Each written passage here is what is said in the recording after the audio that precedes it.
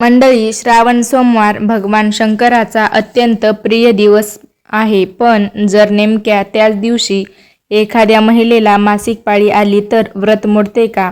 शिवलिंगाला नमस्कार घालावा का? पूजा करता येते का? फक्त मनाने पूजा केली तरी चालेल का? आणि यामुळे भगवान शंकर रागावतात का? आज आपण या सर्व प्रश्नांची शास्त्र, परंपरा आणि श्रद्धेच्या आधारावर सविस्तर माहिती पाहणार आहोत. तर व्हिडिओ शेवटपर्यंत नक्की पहा. आणि शेवटी मी तुम्हाला एक असा उपाय सांगणार आहे जो अनेक ज्येष्ठ मंडळी आणि अभ्यासक सुचवतात. तर नमस्कार मंडळी, श्री स्वामी समर्थ. श्रावण महिना हा भगवान शिवांना अत्यंत प्रिय मानला जातो. या महिन्यात केलेली पूजा, जप, अभिषेक आणि व्रत यांना विशेष महत्त्व दिलं जातं. अनेक महिला आणि पुरुष संपूर्ण श्रावणात सोमवारचे व्रत करतात. पण स्त्रियांच्या मनात नेहमी एक प्रश्न असतो, जर श्रावण सोमवारी मासिक पाळी आली तर काय करावे? तर हा प्रश्न अतिशय नैसर्गिक आहे की सर्वप्रथम मासिक पाळी म्हणजे अपवित्रता आहे का? हा गैरसमज दूर करूया. मासिक पाळी ही स्त्रीच्या शरीरातील एक नैसर्गिक जैविक प्रक्रिया आहे. ती कोणताही दोष, पाप किंवा शाप नाही.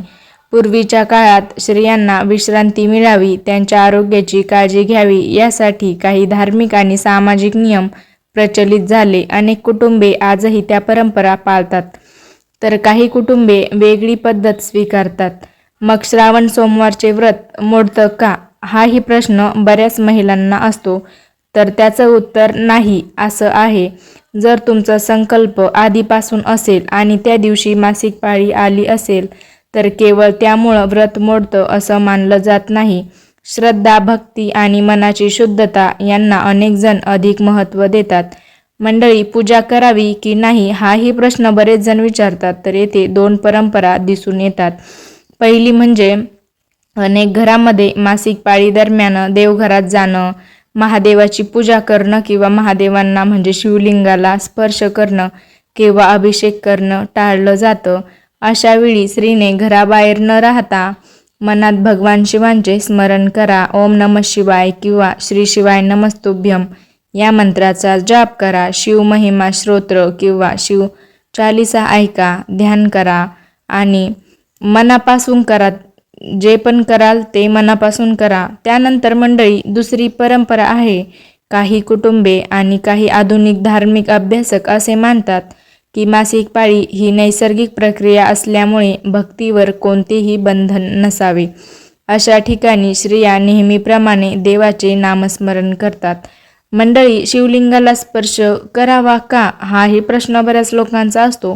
जर तुमच्या घरातील परंपरेनुसार स्पर्श करायचा नसल्यास त्या परंपरेचा आदर करा, कारण श्रद्धा आणि घरातील संस्कार टिकवणे हेही खूप महत्त्वाचं आहे.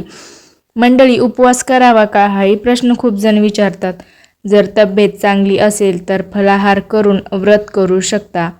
पण जर खूप वेदना असतील, अशक्तपणा असेल, चक्कर येत असेल तर उपाशी राहण्याचा हट्ट करू नका.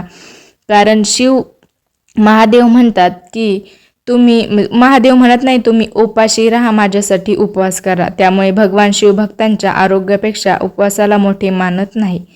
मंडळी, मंदिरात जायचं का? तर अनेक मंदिरामध्ये मासिक पाळी दरम्यान महिलांनी प्रवेश टाळावा अशी स्थानिक परंपरा असते.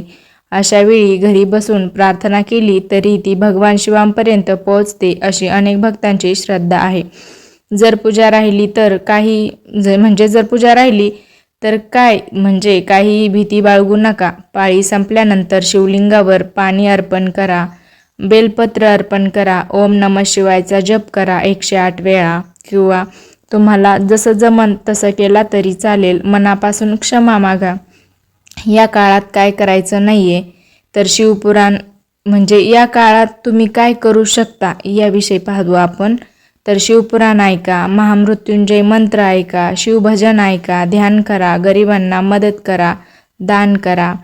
त्यानंतर आता मंडळी, कोणत्या चुका करू नयेत ते पाहूया. तर भीती बाळगायची नाही की आपल्याला मासिक पाळी आलेली आहे आणि पूजा करता आली नाही, मग देव रागवेल का किंवा आपली पूजा होणार नाही, बाकीचे सगळे गेले असा विचार करायचा नाही.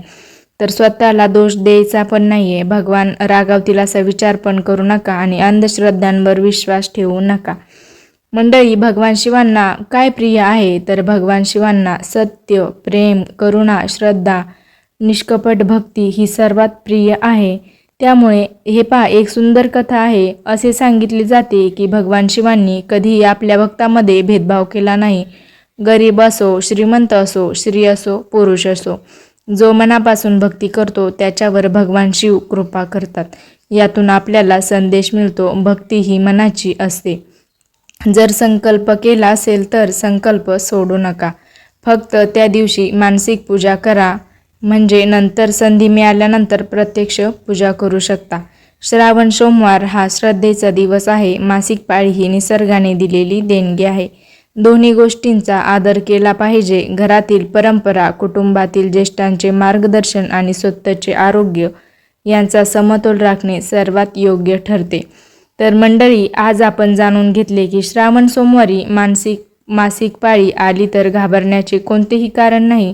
भक्ती ही केवळ स्पर्शात नसते, ती मनात असते.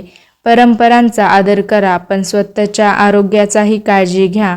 भगवान शिव भक्ताच्या निष्कपट भावनेला महत्त्व देतात, अशी अनेकांची श्रद्धा आहे.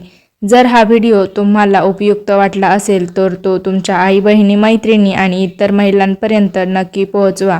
कारण मी जे सांगितले, खूप प्रश्न महिलांच्या मनामध्ये असतात आणि त्यांना ते माहीत नसतं. तर त्यांच्यापर्यंत हा व्हिडिओ पोहोचू द्या. अशा धार्मिक माहितीपूर्ण आणि श्रद्धावर्धक व्हिडिओसाठी आपल्या चॅनलला सबस्क्राईब करा, व्हिडिओ लाईक करा आणि हर हर महादेव असे कमेंटमध्ये नक्की लिहा. तर पुन्हा भेटूया एक नव्या आणि उपयुक्त विषयावर. तोपर्यंत हर हर महादेव. ओम नमः शिवाय. धन्यवाद.